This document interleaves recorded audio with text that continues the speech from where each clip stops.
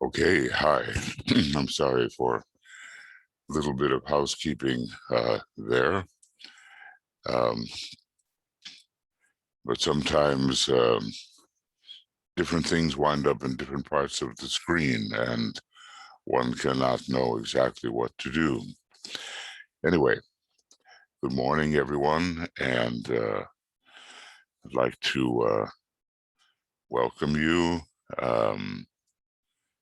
Anne, Annette, and Catherine, and Joe, and Karen, Leslie, Lynette, Mariana, and Martine, Miro, and Natni, and Pivy, Risto, and Zenaidi, and Tuya will be here with us shortly.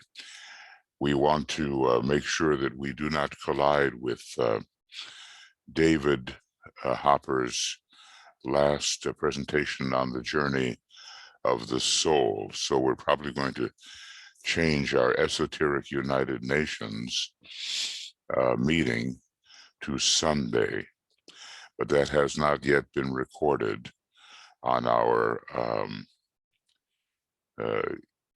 schedules. So Tuya will perhaps explain that a little later when we get into it. Well, all right.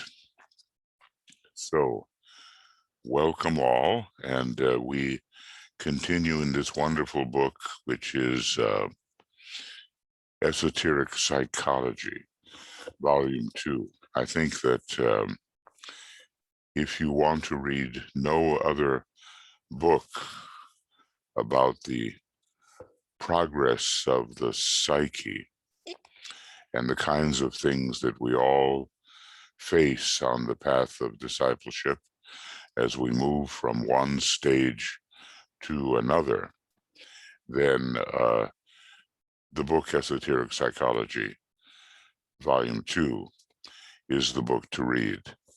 Of course, I have to say, as I've often said, the Tibetan has written one big book. At least that's the way I consider it. And that being the case, everything he writes reinforces everything else that he writes. So, you know, it's best to be, if you can handle it, every day to spend an hour in study. In the arcane school, you know, that was kind of a requirement at a certain point. And I would consider that to be a minimum, to spend about an hour minimally in studying the Tibetan's works. Of course, if you're in the Moria Federation, naturally you will tend to spend more time.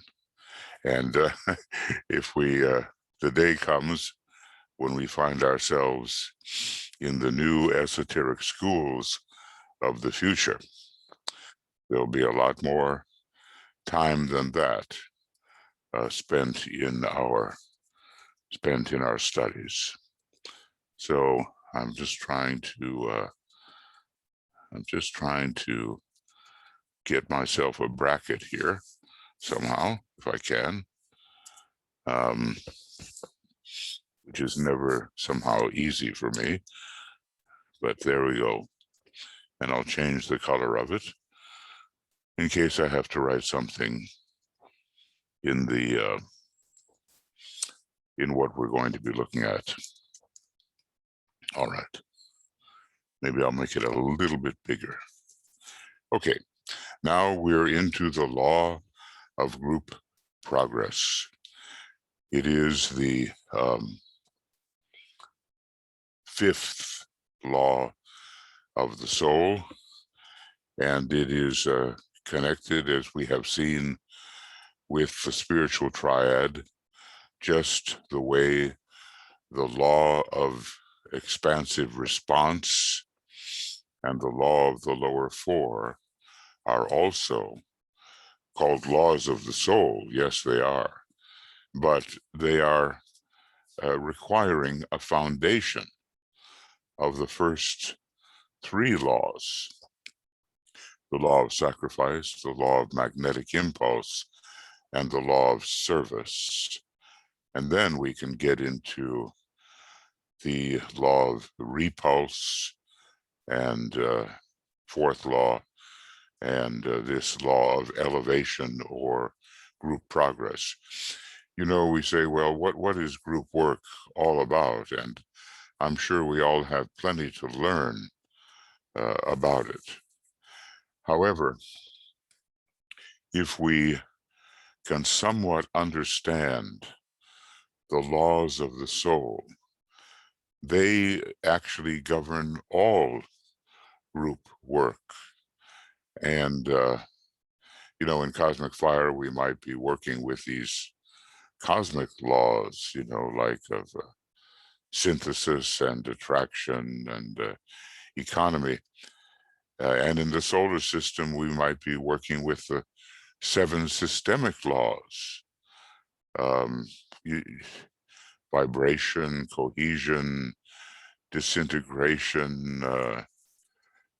Let's see, there's a fourth law, which is magnetic control, fixation, the law of love, the law of disintegration and death. Those 7. But now, when it comes to our own, the progress of our own psyche, and especially in the context of the group, which is what Master DK hoped to have us achieve, these laws of the soul are paramount. And since we're going to be working with the new group of world servers, we have a compilation here. It's about 274 pages, and we're on page 7. So just to give you an idea of work that we have cut out for us in terms of deepening our understanding. I mean, there's no question, you know, that the Tibetan has been somehow selected as the preeminent messenger, you know, Gemini and Mercury, very important in his chart, and I think Taurus too, which is connected, interestingly, with the wisdom of Mercury. But he's been, you know, however it happened, he really has brought to humanity a foundation of wisdom upon which many others can build. So, you know, given that a great gift has been offered to all of us, I suppose it would be foolish, wouldn't it, not to take advantage of it, especially in intensifying times. Now, I want to do one more thing here. And yeah, okay, good.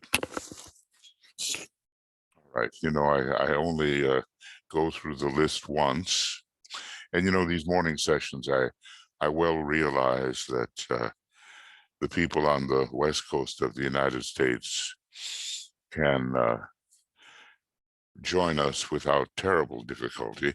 But once we get into the East Coast, it's the wee hours of the morning. So you know, in the future, when that kind of thing happens to you, you can pick it up on Makara or on our YouTube channel, if you wish. Okay, now, so let's go on a little bit. The law of group progress can only begin to have a conscious effect in the life of the disciple who has been pledged and accepted. Well, you know, this whole question of what are the various stages of discipleship, it's not an entirely concrete matter. It's somewhat fluid. But for practical purposes, we can consider ourselves first as the probationer or aspirant probationer, and then kind of overlapping that is the disciple who's called the accepting disciple, who gives acquiescence to the great teaching and values it and makes the teaching a kind of working hypothesis in the life. Now that this is still on the, in a way, on the probationary path, which from some perspectives does not end until we are an accepted disciple. Now, once you have accepted that the teaching holds for you great truth and you will work with it in a way that will see it applied in your life as much as may be possible, then we come to another stage where you actually promise something. You make a pledge of commitment. Now, you know, when we're dealing with initiation and we're told in initiation, human and solar, taking the oath, pledge, you know, whichever kind of word you want to use, but of course, oath is stronger. Every initiation has an oath, and there's no way to escape that. Now, a pledge is a little milder form of that. It's a form of commitment. And you make a promise now, and you will guide and guard your life to move in the direction of what the great teaching offers us. And before that promise is made, and in other words, before you are a pledged disciple, and you know, you will know whether you have made that promise. You cannot be an accepted disciple. An accepted disciple means the master actually establishes a kind of continuous connection with you, even though you may not be aware of him. In the early days, a master might look in every 1,000 years, or then every 300 years, you know, on the progress of one who may be heading in the direction of true discipleship. But true discipleship begins with acceptance. But acceptance has to be based upon keen aspiration, the willingness to be tested, the accepting of the premises, the taking of the pledge, and finally, if one is deemed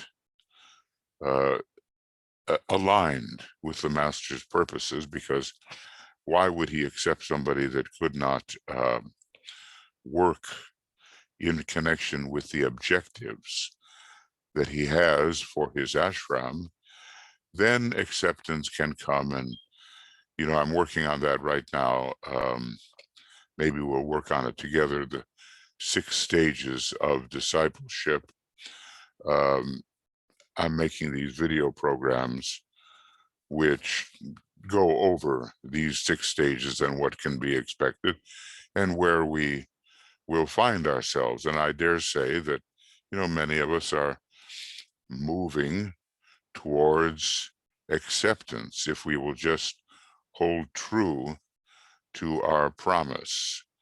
Now, the accepting of a disciple is never going to occur, or very rarely, maybe in one instance in all of the teaching here. It occurred before the first initiation, but it certainly can occur after. the first initiation, and oftentimes when the second initiation is within sight. And what is, what is it to be within sight? It can be this life, the next life, the next life, the next few lives. If the second initiation is in sight, then the possibility of acceptance can be conferred. But on the other hand, sometimes it occurs earlier. It has a lot to do with your actual relationship to a particular master, often a karmic relationship, often a previous familial relationship. What turns out to be on one level the family ends up later being the ashram. Okay, so not all advanced disciples are accepted disciples, and that's kind of a peculiar thing. They forge ahead on their own, and they have not established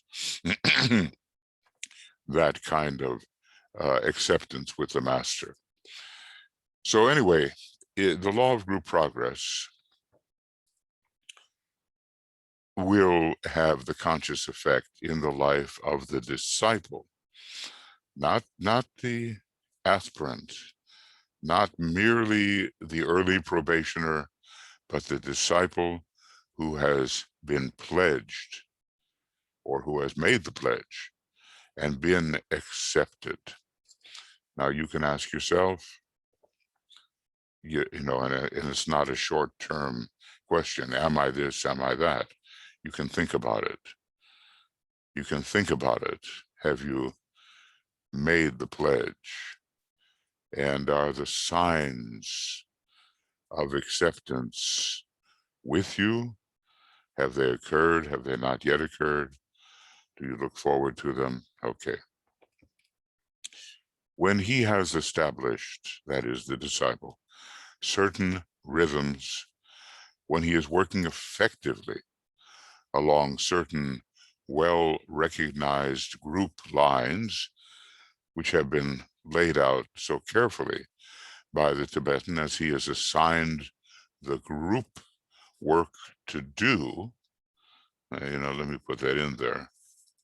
So DK has assigned the group work which is to be done. And when he is definitely and in understanding consciousness, preparing himself for the expansions of initiation.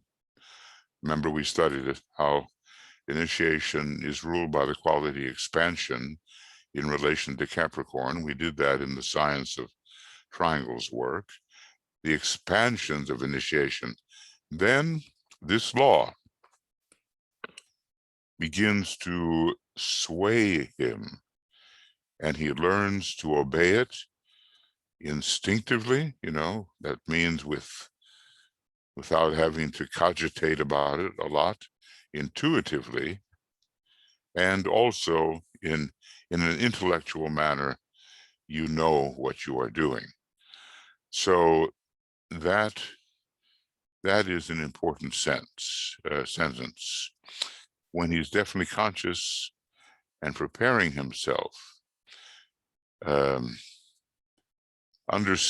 he has the understanding consciousness, not just kind of a light awareness, but a real conception of what he's going through, then the law begins to sway him, and it's not applied in a hesitating manner. It happens, we might say, almost automatically here. Oop. It's too dark. So that's not what I wanted. I wanted something a little brighter. Okay.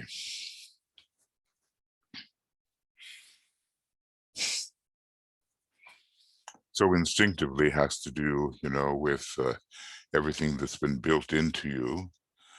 intuitively as a high reach, because the impressions from above regarding what all this means begin to descend into your consciousness, and they are your guide. And then intellectually, you actually know specifically what the whole process is about. You'll notice DK does some interesting things often. He gives you series of words that begin with the same letter. It's a technique that helps us memorize them and helps his ideas be impressed upon us, you know, like all those 5 Ds. They begin with D, that we say: discipline, dispassion, discrimination, decentralization, detachment. You know, that's all about controlling the vehicles, and everything begins with a D. Here it begins with an I. Okay. It is through obedience. Notice, you know, occult obedience to the soul, and in this case, to the law.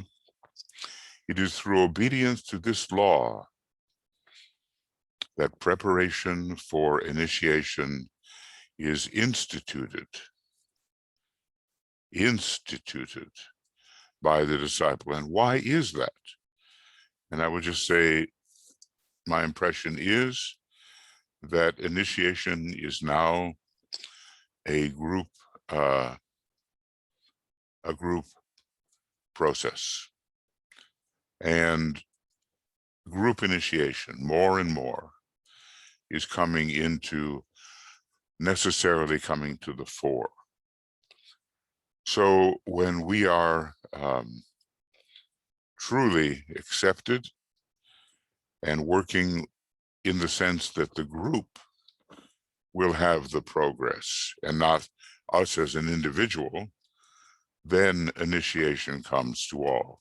You recall perhaps the Esoteric Catechism, where the candidate seeking to go through the door of initiation alone finds the door too narrow. But when he or she grasps the hands of the person on either side, and so a group is formed, they all pass through the door with ease, and it is no longer so narrow. So, you know, we have to test ourselves regarding our identification as a group. If we just says, I am I, you know, the old egotistical way of doing it, we're not going to achieve initiation. But if we have the I am we consciousness, then it becomes possible. He says, you know, it says, it is through obedience to this law that preparation for initiation is instituted. And what does it mean by that word? You know, somehow manifested, established by the disciple. The previous sentence is so worded because it is important that all should grasp the self-initiated necessity of initiation. It tells us, you know, that the initiate is, in a way, the initiate before being actually formally initiated. We and the group with us have to climb to the point of tension, which is equivalent to initiation, before the word can sound forth, accepted as a group. We become an accepted disciple, and then we become a group probationary initiate. We're not going to, as a group, jump through the third initiation. but it is possible to have initiations of the threshold before the third initiation apply to the group. And we individually and all group members have to self-initiate if we're going to, this is peculiar, we have to self-initiate if we're actually going to take together initiation. So, you know, that's a lot of responsibility, really, isn't it? And if you're going to tread the path of spiritual occultism, you just have to get used to that idea that there will be loads of responsibility upon you and upon the group members with which you may be working, with whom you may be working. So do you understand, he says, this importance? Well, do we? Do we understand this importance? You know, when you read, you pause. You don't just read. You pause. A hint will come oftentimes when you pause because something has attracted your attention. You don't pause at every sentence, but something has attracted your attention and you dwell on it. We call it, you know, pondering. And it is a particular method of the second ray. Some of the effects earlier mentioned in this initial discussion of this fifth law can here be enumerated. And let us not forget, he always reminds us of how superficially we read, okay? Let us not forget their esoteric, unseen significances. So these are the effects, some of the effects of this fifth law.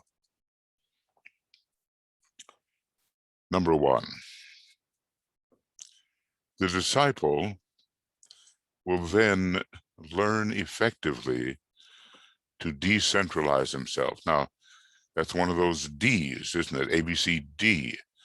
And, you know, to my way of thinking, it's the personality that stands in the center so often.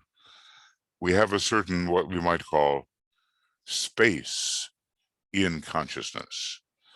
Now, what occupies that space? If it is the personality, the lower ego, that's taking up a lot of room in our space of consciousness, obviously, we are not moving towards decentralization.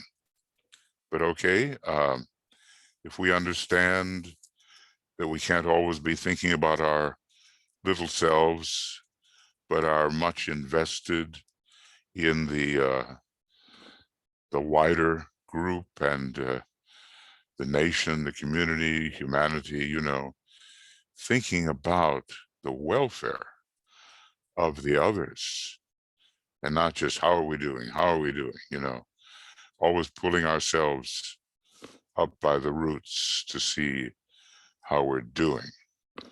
So if this is the word is decentralization. Okay, he will ask nothing for the separated self. Now that's a simple sentence, isn't it? It's a really simple little sentence, but do we realize what it can mean?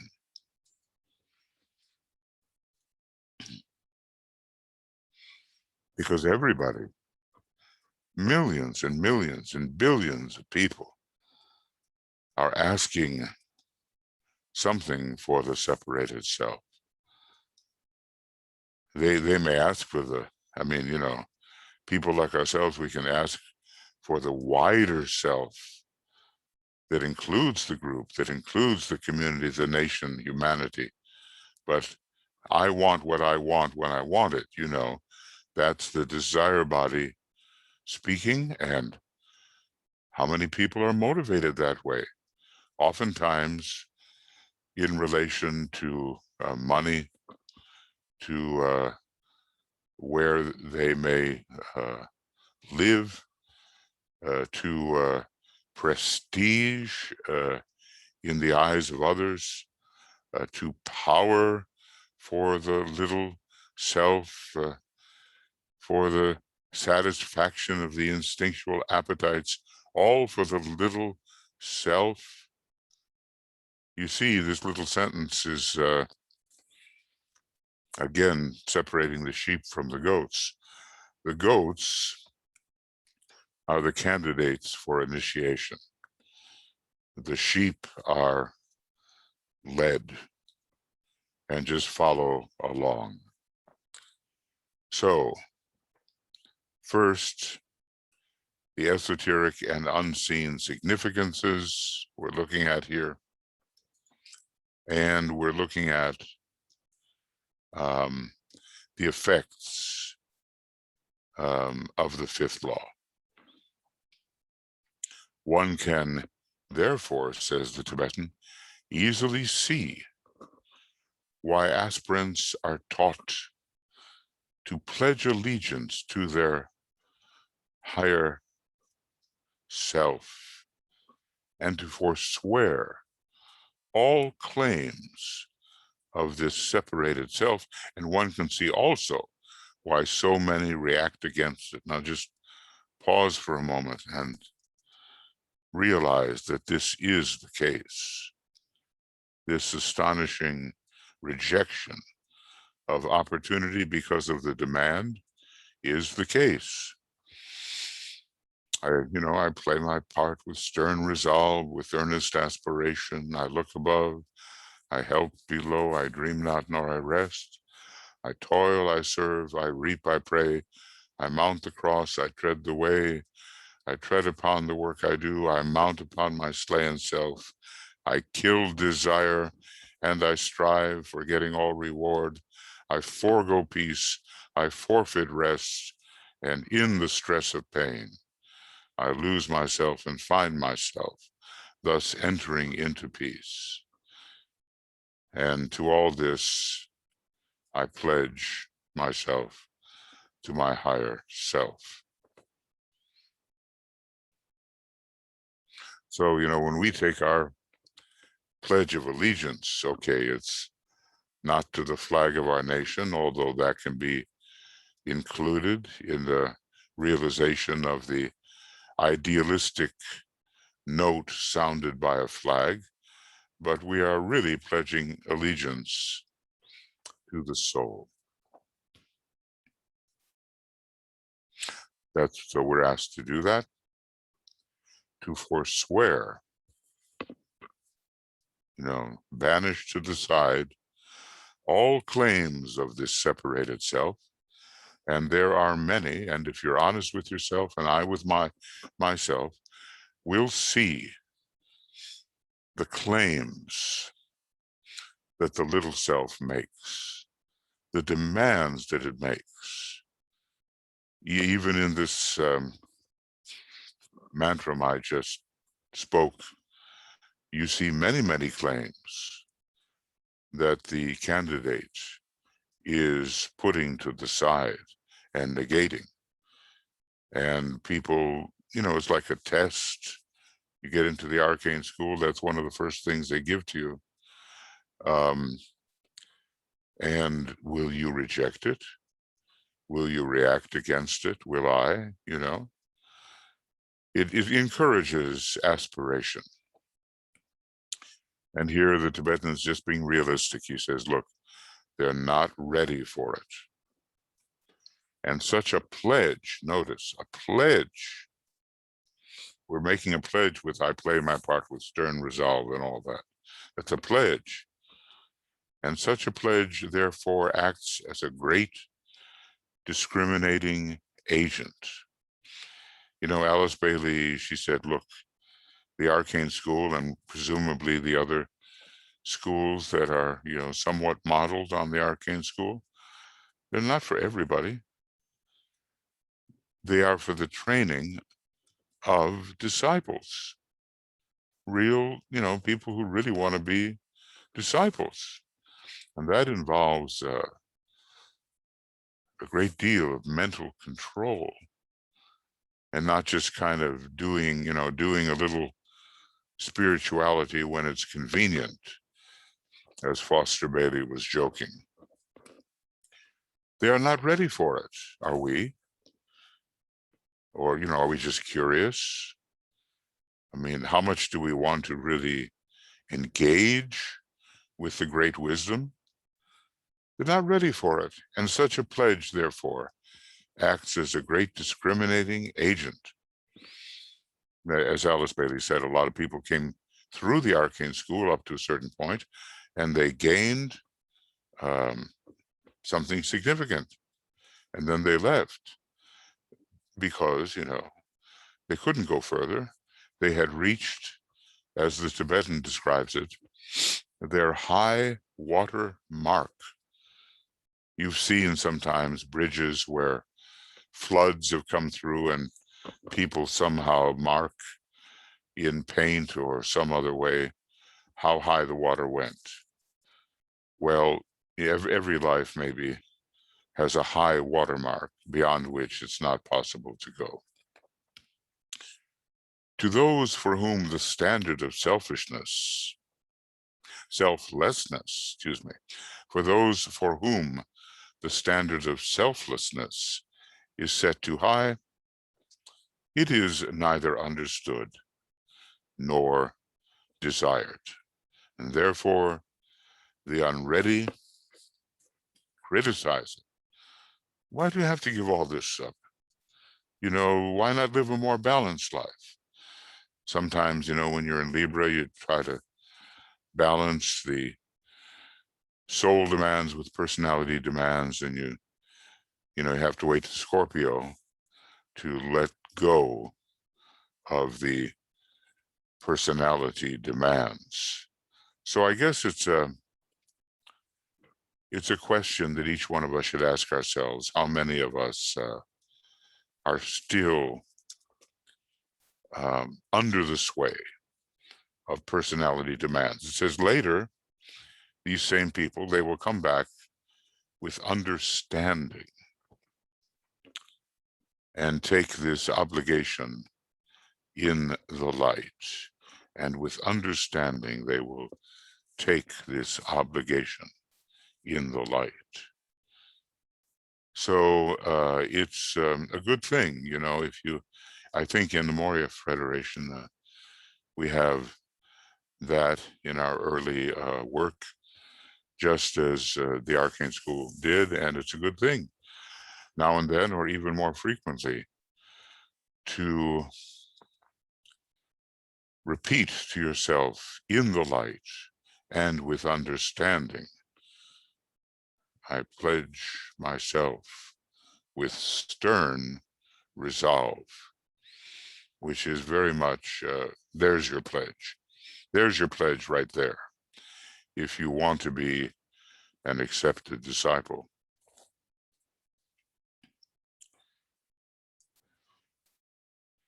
Okay, so that's one of the effects, he's decentralizing himself. So he's asking nothing for the separated self. Just even do that, and that's already a tremendous step. That's a step. And then point B, his eyes are towards the light and not towards desire for contact with the master. Well, you know how often that occurs, that illusion, that glamour, the master told me this, the master told me that, now I'm telling you. And the master himself works with souls, as we see in our triangles meditation. And when we enter the realm of the soul, we are also open to the influence of the master. So if we have this kind of hidden ambition to, well, it's hidden from us, we don't realize we're really doing it, to be somehow close to the master, preferred by the master, complimented by the master, a lot of people fell into big trouble because there was this thought form of the Tibetan floating around, and some people knew better and they rejected it. But this thought form would speak with interesting phrase that he used: good words of mediocre cheer. Like we're watching you and we're for you and we're encouraging you, always the little you was at the center of it. And two of the disciples really fell victim, and it really ripped up their etheric body badly. And DK had to do a lot of repair work, and it slowed the groups down. And I guess the two disciples emerged sadder but wiser, because they, secretly, deep down, they wanted that kind of contact with the master for their personal self. So this, therefore, rules out that spiritual selfishness which has been expressed by the desire, innate and deep, for recognition by one of the great ones. And that's the word. We have to work without hope of recognition, because that would just be, once again, emphasizing the personality. Why would we want recognition? To feel reinforced that maybe we're somewhat unstable in our approach to the higher truths. Maybe we just want that so-called comfort of closeness to the master, and to be assured that all is well with us. I mean, there are many reasons we might want recognition. And by the way, the glamour of recognition is one of those that really fits well with the prevailing sixth ray as it's going out of incarnation. It's the sixth ray type that wants heaven to respond in the affirmative and really encourage the seeker. So we have to, step back and kind of realize that the master recognizes those who recognize the soul. The master recognizes those who recognize the soul and who become the soul. We are the soul, of course, but consciously are we? So the master recognizes those who recognize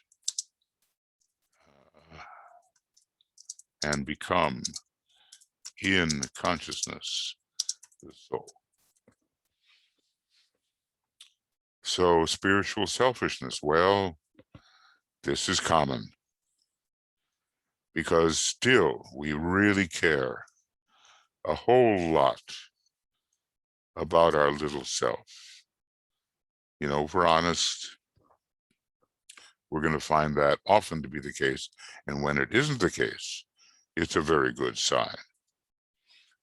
When this freedom from the personal is found, then the master can dare to make contact and establish a relation with the disciple. Then acceptance can come. And it would be well for us to ponder this, he says, because otherwise, the master would just inflame the glamour, and thicken the illusion. If before this kind of cleansing had occurred, there was going to be recognition and a closer contact from him. So he really, cares about the disciple and wants not to retard the disciple's progress. It's like the old saying, I think it's coming from Master Hilarion with the light on the path. And, it's basically saying, don't put a muddy foot on the ladder of evolution, because it's an electric ladder and you will be frozen in place. The mud will cake and you won't be able to move. I'm paraphrasing here somewhat, but that's the idea. Clean your feet off before you try to ascend the ladder of evolution, because otherwise you're going to be working against yourself. And that's the same thing with a master. He is an electrical being. And if he gets too close and you're in a very impure situation, then, okay, you're going to be in trouble, because your progress will be frozen. And that's why he has to be so careful about whom he approaches. Now, we're talking about these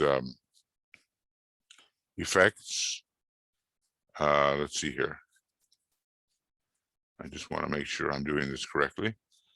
The effects of the law of group progress. And we looked at the first effect, and it has two parts. The second effect is short. He will have learned to serve instinctively. Now, if we're always saying to ourselves, okay, now I'm serving, now I'm not, it's a spontaneous thing. In the definition of service, the word spontaneous is used. Why is that?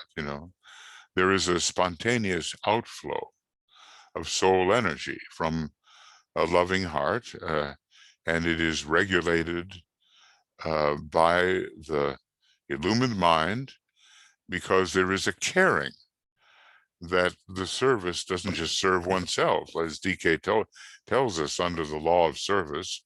We'll probably get to the point where we read that together, that the service of so many people gives more to themselves than it gives to the ones served. And you know how it is in society, when you've maybe given a lot of money and you've done something apparently very good, and then people admire you and they fet you and they raise you up, and you feel very good about yourself because of the return for the service rendered.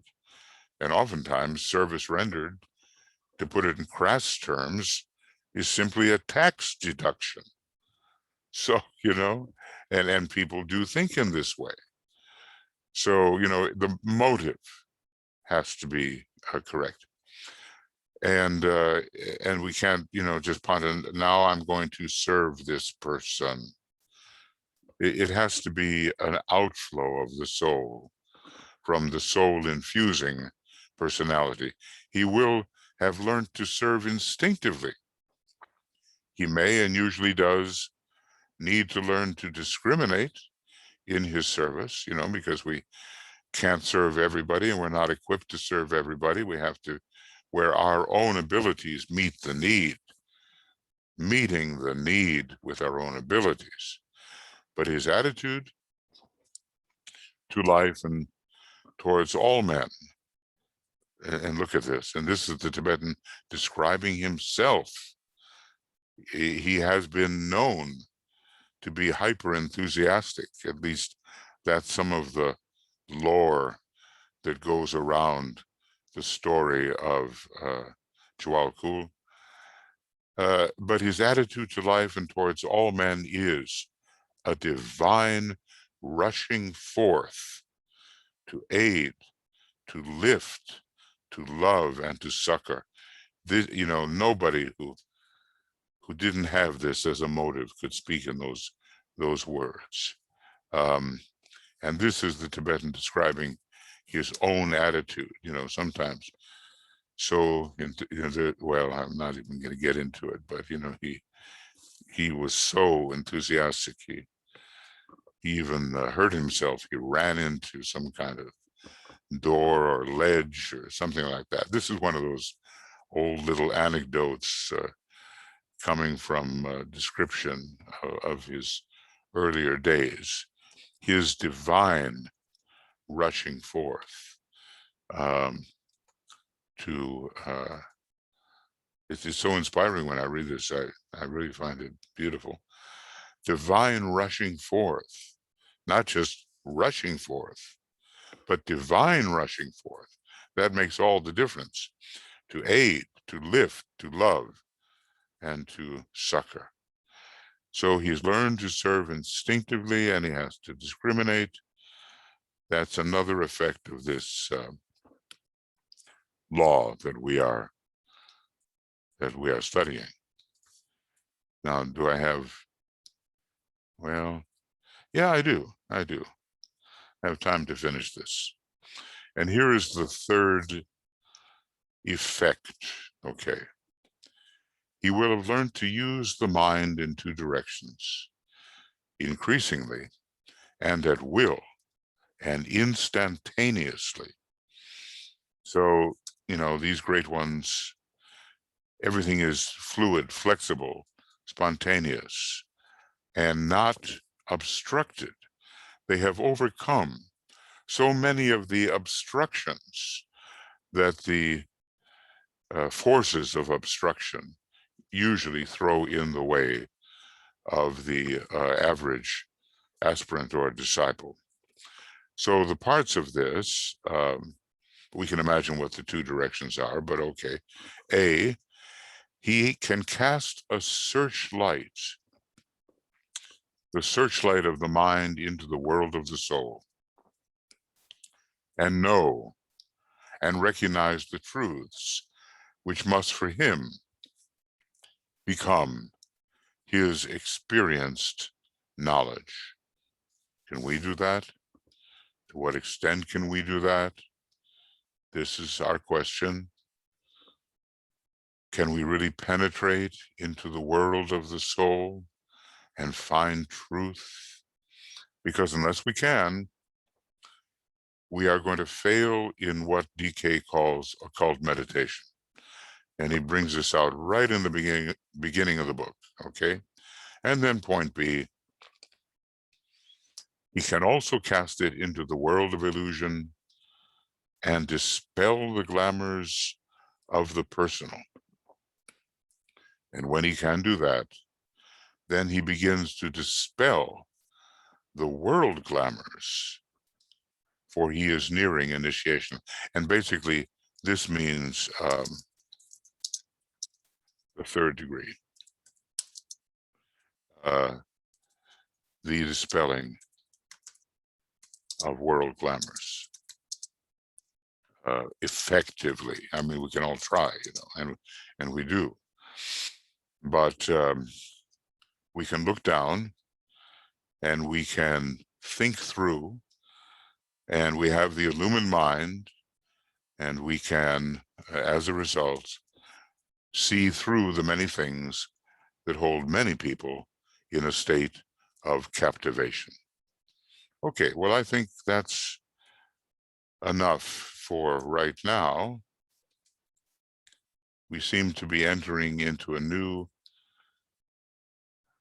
area here. And we would be taking up the link of the world groups. And this is still within this discussion of the law of group progress. here are all these laws listed right here, without the listing of the law of the lower four. And then comes the compilation itself about the new group of world servers, which we will go through.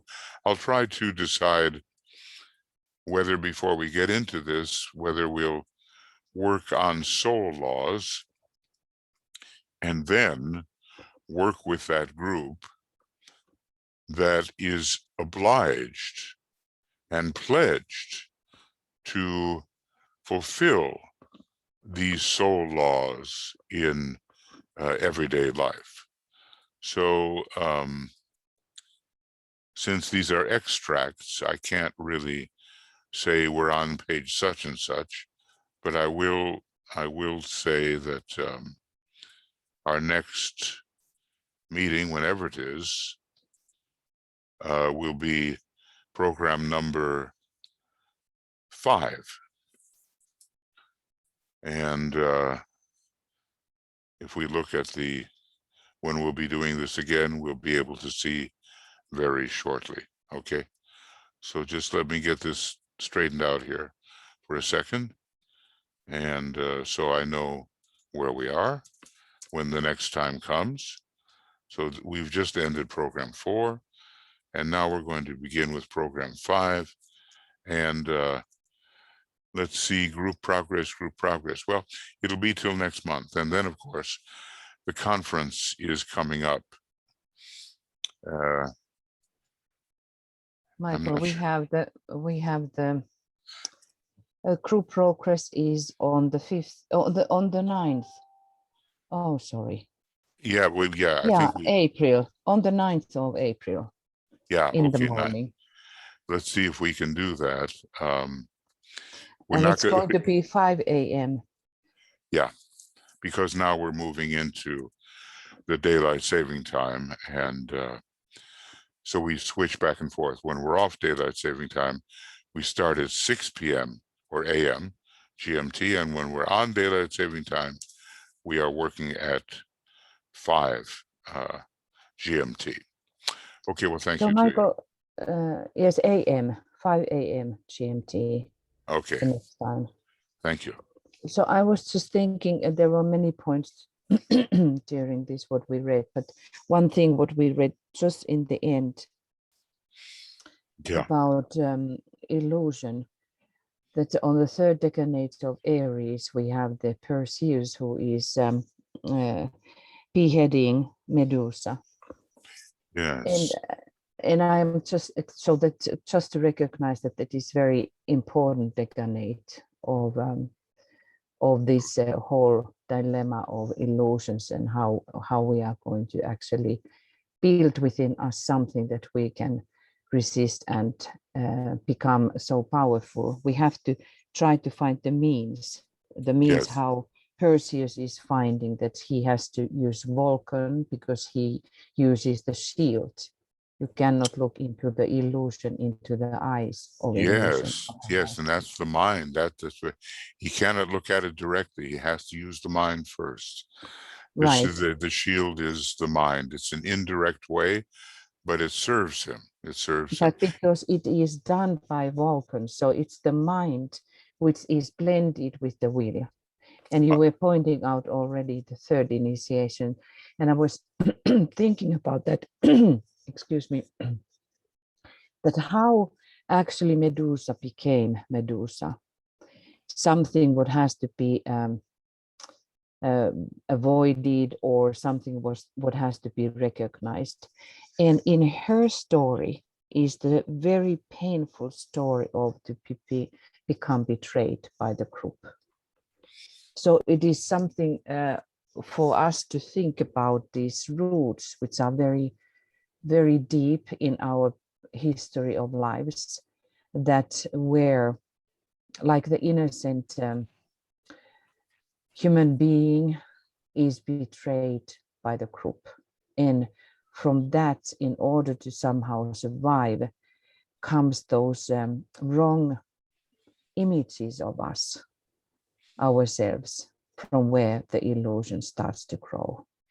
Yes. And I think it is as you were pointing out, the third initiation, how in the third initiation we somehow go like into self-search within us and try to see all kinds of tiny things from where we are bound into the matter. But anyway, it just brought to my mind that it It is is interesting, very somehow, interesting. yeah, it is somehow sad story, very sad story, how it comes into being. But okay, Michael, there is We have there some, is yes, we have, and people, you can turn on, if you wish, you can turn on your, your video, because we're into the discussion part now, if you wish to do so. Of course, for some of you, so it's the Martin. middle of the night, I know. Yeah. Or did you want to say something before I read, Martin? No, I was just saying they could turn on their video if they want. Yeah, but I mean about the illusion. Did you wanted to say something? Oh, well, yes, only the fact that actually we are studying it in our glamour workshop. Tonight is glamour again. We're working on the technique of the presence, and that is the technique which helps to dispel illusion. So actually we are in the illusion dispelling part of the book. And a lot of it has to do with just misinterpreting things, You get certain concrete thoughts about what is real, and they're not real at all. And we have to remember that the Lodge of Darkness did a lot to throw, as you say, to innocent human beings into illusion. So we're working on that tonight at 6 p.m. in our Zoom meeting. Yeah. Yes, and there was one thing what I was thinking when we were reading this, that how it is important for us to, when we start to be more aligned with the group, to understand what Tipton says so interestingly about how we train our brain, that we have to start to first to work with our emotions, to train our emotions to be certain way, and then the brain consciousness start to be aware of things what should be aware of. So the process is very interesting. And then when we were thinking about you said about the people who do not recognize first, and who would be somewhat there to make a pledge, but they go away, but they come back with understanding. And in the glamour meditation, we say this, which is very powerful, the whole process. Radiance are we and power. We stand forever with our hands stretched out, so to take our co-workers or our friends beside us, that we hold them, linking the heavens and the earth. So how we are linked with the soul, and then we are still here. The inner world of meaning and the subtle world of glamour. We reach into the light and bring it down to meet the need. And that, I think, is the key thing, that we meet the need so that we reach into the silent place and bring from thence the gift of understanding. But yes. I think that to gain the understanding, we have to then before that start to respond to the need, what is around us. He says it's a very high psychic power to recognize need and to respond to it. True need, not just desire. The recognition of the need of others is a high psychic power. So it doesn't, it's not like we usually think of with psychism, but it is a deep soul. It's a higher type of psychism to recognize need. Yeah, exactly. And the real spiritual power then. Yes, yes. So Martin says, take yourself out of the picture. A piece of advice to help the ego let the space, decentralization. I don't remember where I read or heard it, read in DK or read or heard from one of his disciples. Yes, I got it, Dina Volume 1, page 655. It is simply the problem of self-forgetfulness. When you have forced yourself out of your picture and have learned to be silent as to yourself and what you think and feel and do, my brother, the richness of the contribution you will have to give will be so great that your field of service and your power to cooperate with the hierarchy will be greatly expanded. Mm-hmm. That's beautiful and important. And of course, he says, simply the problem of self-forgetfulness. and interesting about forced yourself out of the picture. These are DK's words, and sometimes he applies rather strong methods. But at the same time, if we're involved all the time in thinking, I'm forcing myself out of the picture, I'm forcing myself out of the picture, I'm not thinking of myself, you see, then in fact we are thinking of ourselves as one who is in the center and is being forced out of the picture. So it's not quite there yet, is it? True, spontaneous self-forgetfulness in the need of the moment for other people in the group and wider contexts, that is a higher step than concentrating on forcing yourself out of the picture. You know how it can be. You concentrate so much on getting rid of the obstacle that concentration becomes an obstacle in itself. So, you know, deep understanding is needed to realize how negligible the little self, usually in the center of one's field of consciousness, how negligible it really is. Without the understanding, in my view anyway, just simply struggling to get rid of yourself is not good, you know. And DK talks about that a lot. Some of you are trying so hard to love, you don't love. You know, you're trying so hard to do something good that all of your effort is on the trying and the good doesn't get done. So let's keep the understanding factor in mind. Okay, what else now here, Julia? You're going to read these? Yeah. Of course, DK does use the word force. He does use it.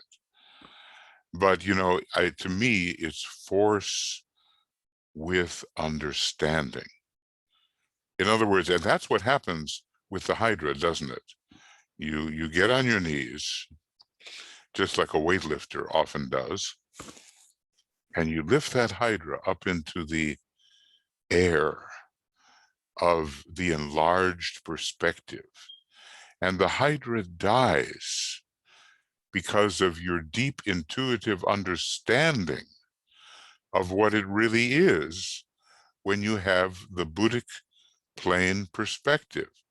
It's not that, oh, you know, I'm holding this Hydra up and it's going to die because of the air. No, it's going to die because you have a wider, broader, more inclusive understanding of the illusion, the glamour that it really is. And then you don't want it anymore, and it's no longer fed by desire. Yeah, there is this step of the become, how do you say, when you become humble. Yeah, humility, humbled yeah. and humble, yeah. So there Yeah, is the moment of Capricorn energy which comes into action, and then you kneel down, and then, as it is said, by kneeling we rise, and then it for disciple or for that to be initiated becomes the moment when he is completely open and completely giving up we the lower self. really see it. You see, that's the important point. It's in the higher light of Mercury. It's occurring in that field of energy that we call the light of day, which is connected with Scorpio. So, and then, you know, humility too is defined as an adjusted sense of right proportion. So, you know, whatever loomed so big, you know, the personality is so big, it starts to shrink when right proportion, which is humility, takes over your consciousness. And you just begin to become what I would say in Leo, the vanishing point. You become the relinquished point. Relinquish means to give up, you know. So you give it away. So you the big fat ego, which I'm using Master Moria's words. He says the ego is nothing but a big ball of fat. That's what he says. Okay. So it shrinks down and down and down and down. Why? Because you have a sense of proportion, which is adjusted. And you see how big you are when compared to all the vast world in which you are just a tiny speck. So, you know, the consciousness makes the Hydra die, and it's the humbled, the word is not humiliated. It's the humbled consciousness which makes the Hydra die. Okay, what else do you? I don't see anything. Does anybody want to say anything or write anything further? Because we're having a little discussion right now about all of this that we have worked on this morning. The law of group progress with 3 effects. The first effect being decentralization and its subparts. The second effect, serving instinctively and using the mind in 2 directions. So let's look at that. Decentralization. Oops, I'm in the wrong place. I want to be here. So what is the matter? Why am I not getting this? Okay. Anyway, I'll get it. Yeah. So decentralization. That's number 1. What was the second effect was serving instinctively, serving spontaneously, serving spontaneously. And what did he say? Instinctively, intuitively, intellectually. And finally, the third point, the third effect, using the mind above and below. Okay, or just using the mind in 2 directions. Now, just test yourself on this, you know, just pause for a minute.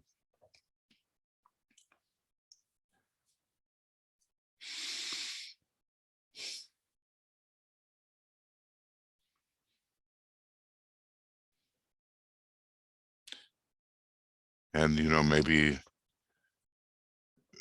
one of these is working better for you than another. Maybe one of them still needs work.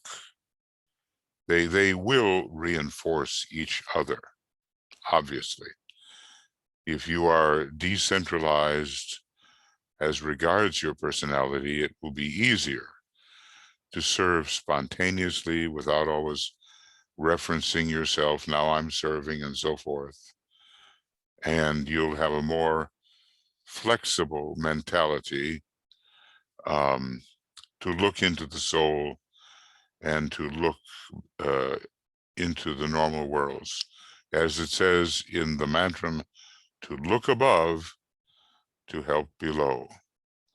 I would strongly recommend that if you have not memorized that mantra, that pledge, that it will do a great deal of good in making you truly a pledged disciple, to use that mantra and to use it by memory.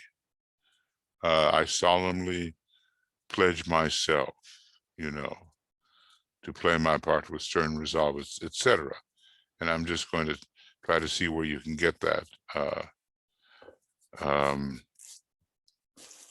Excuse me. Michael, while you are searching it, I will read Päivi, what she says. Okay. Somehow this seems like the battle with addiction. There is an addiction to oneself. One is helpless with until healing comes. Yes, that's a good way of looking at it, I think. I think it's, we are so habituated to thinking of the little self that it's, it's a simple sentence, but there's an addiction, and we can't take our eyes off the little self. But when, here, what Alice Bailey says is to replace a poor behavior with a better one, a poor thought with a better one. In other words, to become so interested in something else that our addiction, our fascination, our attachment to personality living begins to die of attrition. It just doesn't get nourished because our interest is elsewhere. So I do agree that it's quite interesting, that comparison. Now, take a look. Here it is. It's on Discipleship Volume 1, and page whatever, page 561. There it is in red. I play my part with stern resolve, with earnest aspiration. It's called the obligation. I look above, I help below. I dream not, nor I rest. It's very Rajasic. We have Tamas, Rajas, and Sattva. This is a very active kind of approach. I toil, I serve, I reap, I take the karma, right? I pray, even Jesus prayed, the Christ prayed. We can't discount prayer, especially selfless prayer. I mount the cross, fixed cross. I tread the way to, in this case, the way of initiation, not the way of higher evolution. I tread upon the work I do. I don't make a big deal out of it, and always pointing to people, look what I've done, look what I've done. No, I'm always moving forward. I do the best job I can and continue to move forward. I mount upon my slain self. My little selfhood is no longer a great factor in my life.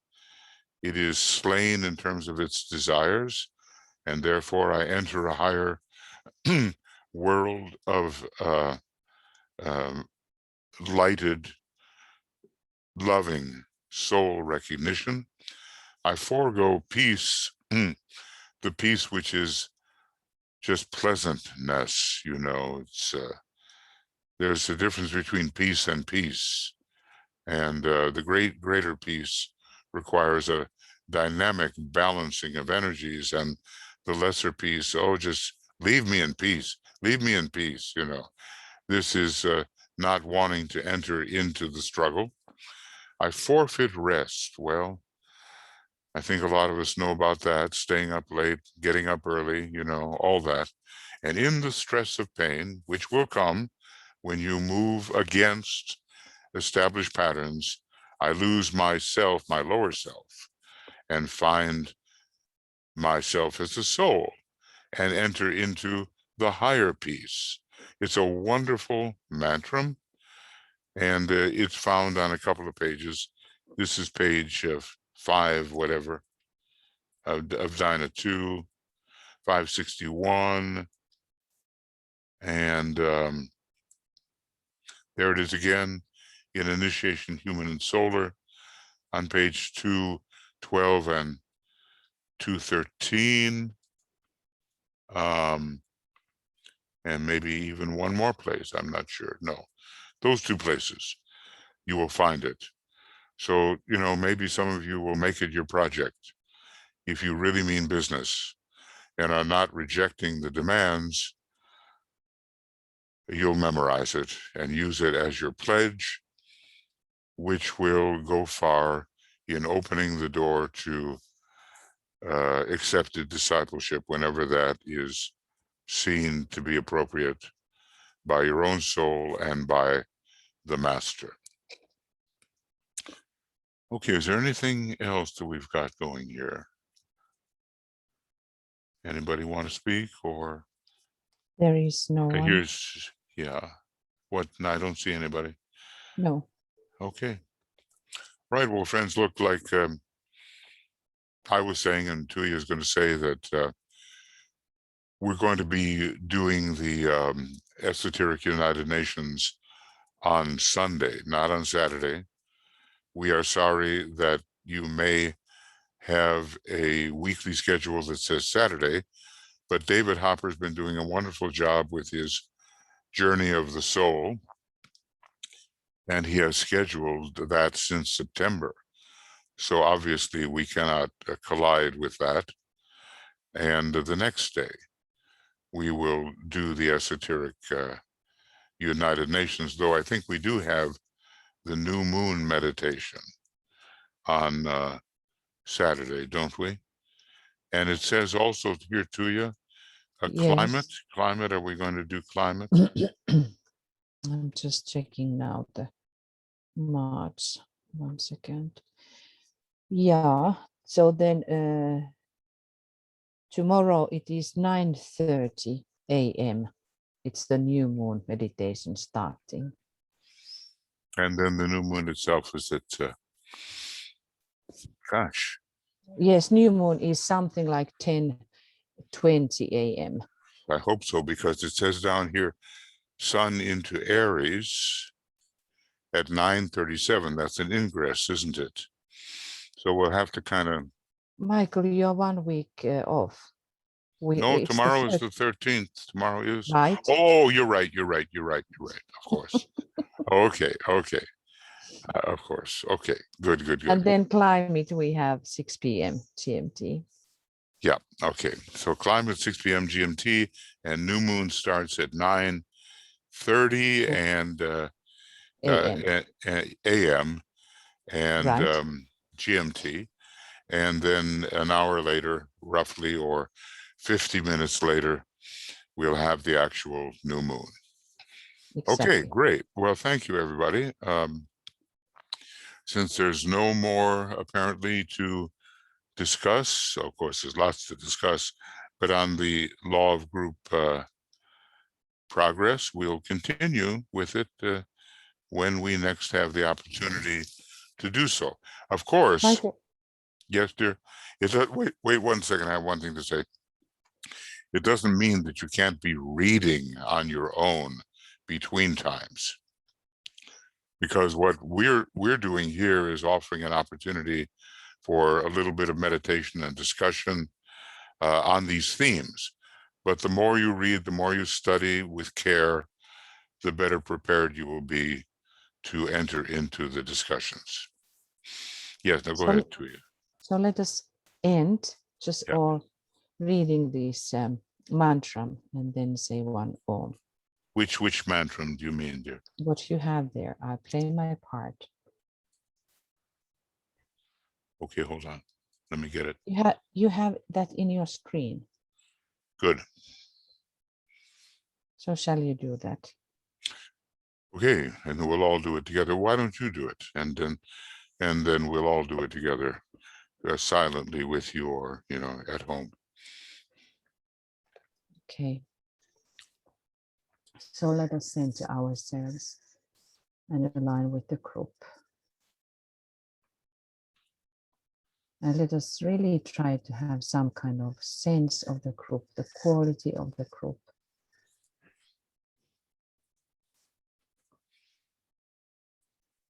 Recognizing our part in the group.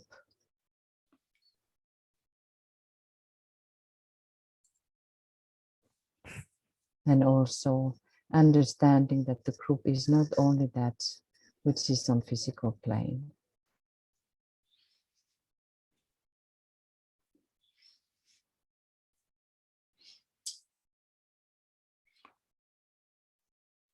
Let us say together the mantra. I play my part with stern resolve, with earnest aspiration. I look above, I help below. I dream not, nor I rest. I toil, I serve, I reap, I pray. I am the cross, I am the way. I tread upon the work I do. I mount upon my slain self. I kill desire, and I strive, forgetting all reward. I forego peace, I forfeit rest, and in the stress of pain I lose myself, and find myself, and enter into peace.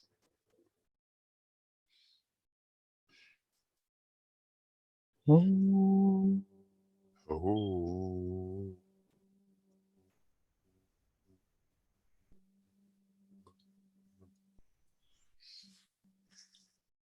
And you notice you have two versions here. And this one is less dualistic. I am the cross, I am the way.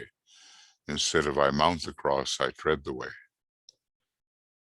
So, sometimes I can understand why they use the other one first, because people have to understand I am the cross, I am the way. That takes some understanding. And then we usually end by saying, to all this I most solemnly pledge myself, invoking my higher self. That is added on to it, at least in the arcane school, 50 years ago when I began work with them, that was there. To all this I most solemnly pledge myself, invoking my higher self. So now, Tuya, do we have anything to say then about the time in which we do the Esoteric United Nations, or will we talk about that tomorrow? Well, it is marked at 8 p.m. GMT on Sunday, but that has not yet gone out, I think so.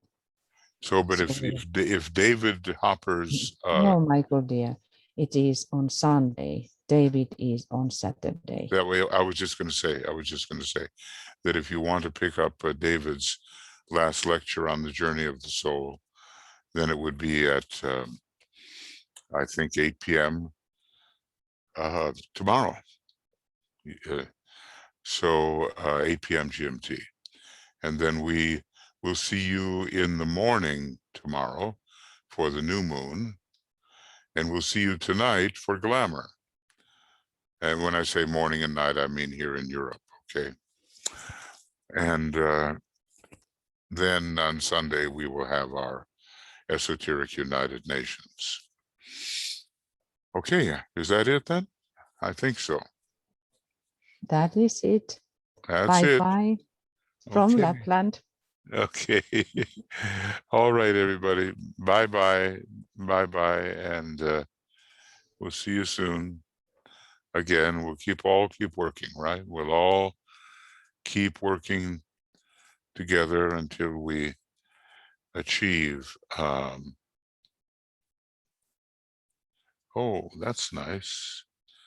Someone just said to me that if I want colors, I can go to the bucket on the right. If the underlining tool, you will find many colors there. Okay, I have to figure that out. Okay, the bucket on the right. Well, I'll just look for that. Thank you, everybody. Lots of love to everybody. Many blessings, and we'll see you this evening, at least in Europe, for the continuation of our glamour work, which is boiling away under the surface. So we'll work on that tonight. Okay.